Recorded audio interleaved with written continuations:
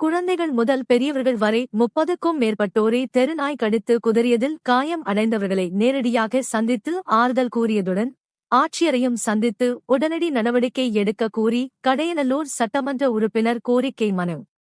தென்காசி மாவட்டம் கடையநல்லூர் சுற்றுவட்டார பகுதியில் தெருநாய்கள் தொந்தரவு அதிகமாக இருப்பதாக அப்பகுதி மக்கள் தொடர்ந்து குற்றச்சாட்டை தெரிவித்து வந்தனர்.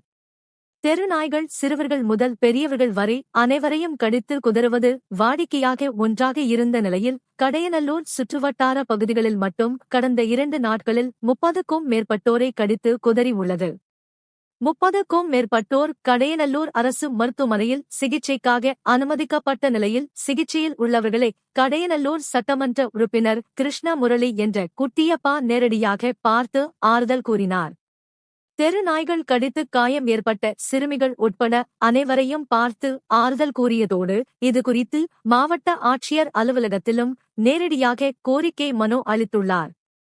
இந்த புகார் மனுவில் தெரு நாய்களின் அச்சத்தால் பொதுமக்கள் பீதியில் இருந்து வருகின்றனர்.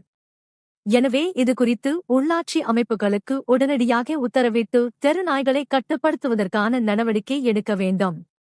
பொதுமக்கள் இனிமேலும் ஒருவர் கூட பாதிக்கப்படாமல் அச்சமின்றி நடமாடுவதற்கான வழிவகைகளை ஏற்படுத்தி தர வேண்டும் என அந்த கோரிக்கை மனுவில் தெரிவித்துள்ளார்.